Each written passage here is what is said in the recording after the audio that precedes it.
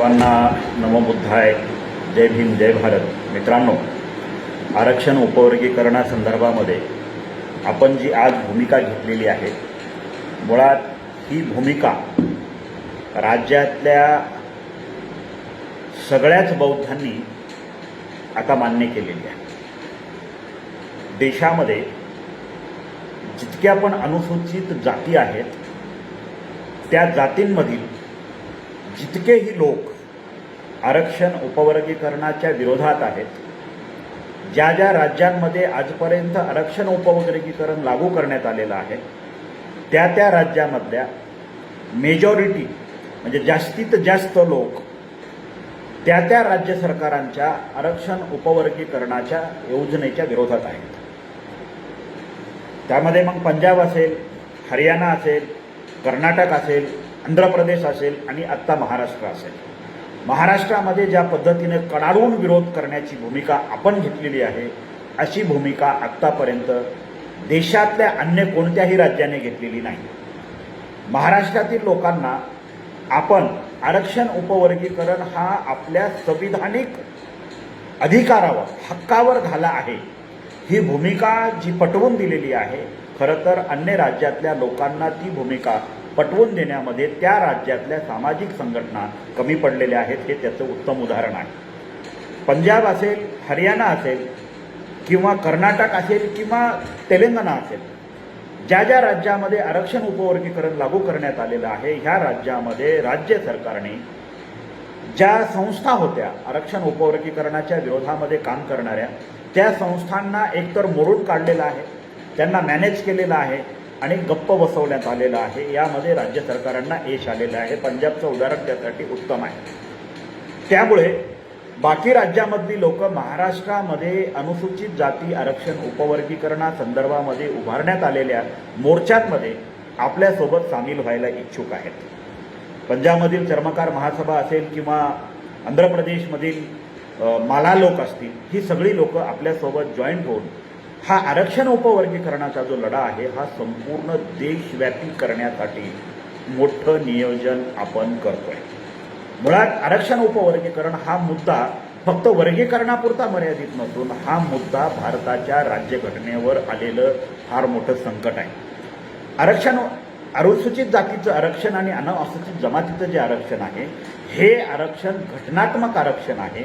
त्यामुळं RSS आणि BJPला ज्या ज्या गोष्टी घटनात्मक आहेत, यानी की घटना लागू होण्याच्या अगोदरच संविधान सभेने त्या गोष्टी निर्माण केलेल्या आहेत, त्या सगळ्या मोडीत आणायच्या आहेत आणि त्यासाठी आरक्षण उपवर्गीकरण त्यांना करायचं आहे. ज्या ज्या लोकांना असं वाटतं की आपण फक्त त्यांच्या जातीचा आणि त्यांना आरक्षण उपवर्गीकरणामुळं काही लाभ होतोय म्हणून त्यांचा विरोध करतोय, त्या लोकांना माझं असं सांगणं आहे की आम्ही आता तुमचा विरोध करत नाही, आम्ही आता तुमचा विरोध करणारही नाही. आम्ही संपूर्ण देश पातळीवर आरक्षण उपवर्गीकरणाच्या विरोधामध्ये जनजागृती करून लोकांना आरक्षण उपवर्गीकरणाच्या माध्यमातून काही जातींना पुढं करून RSS आणि BJP कशा पद्धतीनं भारताची राज्यघटना आणि राज्यघटनेनं दिलेलं घटनात्मक आरक्षण संपुष्टात आणू पाहतंय, हे लोकांच्या डोळ्यासमोर आम्ही आणत आहोत. त्यानंतर लोक जो निर्णय घेतील की पार्लमेंटच्या अधिकारावर सुप्रीम कोर्ट ऑफ इंडियाने केलेलं अतिक्रमण हे नवीन नाही आहे. ॲट्रॉसिटी ॲक्टमध्ये सुद्धा अशा पद्धतीचं अतिक्रमण सुप्रीम कोर्ट ऑफ इंडियाने पार्लमेंटवर केलं होतं. हा same issue supreme court of इंडियाने क्रिएट केला. त्यामुळं भारतामध्ये सुप्रीम कोर्ट ऑफ इंडिया हे सुप्रीम नाही, तर भारताची राज्यघटना ही सुप्रीम आहे आणि भारताची राज्यघटना सुप्रीम असल्यामुळं सुप्रीम कोर्टाने दिलेला निर्णय अंतिम आहे असं मानता येणार नाही. आणि त्यातल्या त्यात सगळ्यात महत्त्वाची बाब म्हणजे आपण हा जो आरक्षण उपवर्गीकरणाचा लढा संपूर्ण महाराष्ट्रभर आणून पेटवलेला आहे, सगळीकडून चर्चा चालू आहे, जो मोर्चे आंदोलनं होत आहेत. मित्रांनो, माझी तुम्हाला सर्वांना आता हात जोडून विनंती आहे, आता आपण कुठल्याही जातीला बोलायची गरज नाही, कोणाच्या कोणाही जातीच्या महापुरुषांना बोलायची गरज नाही आहे. आपला एकच महापुरुष बाबासाहेब आंबेडकर, आपला एकच धर्म आणि धर्मग्रंथ, आपला एकच धर्म भारत आणि आपला एकच धर्मग्रंथ भारताची राज्यघटना. आणि भारताची राज्यघटना जिवंत ठेवण्यासाठी, भारताची राज्यघटना सक्षम बनवण्यासाठी आरक्षण उपवर्गीकरणाचा RSS, BJP आणि काँग्रेसने निर्माण केलेला हा संविधान विरोधी डाव आपल्याला हाणून पाडायचा आहे. आणि त्यासाठी आपण रस्त्यावर उतरलेलो आहोत. आपण कोणातरी जातीच्या लोकांची नावं घ्यावी आणि त्यांना मोठं करावं, इतके ते मोठे नाही आहेत. त्यामुळं आपल्याला त्यांची आता नावं घेण्याची गरज नाही. आपण लढू आपल्या हक्क आणि अधिकारांसाठी. सुप्रीम कोर्ट ऑफ इंडियाने दिलेल्या 6 जजेसच्या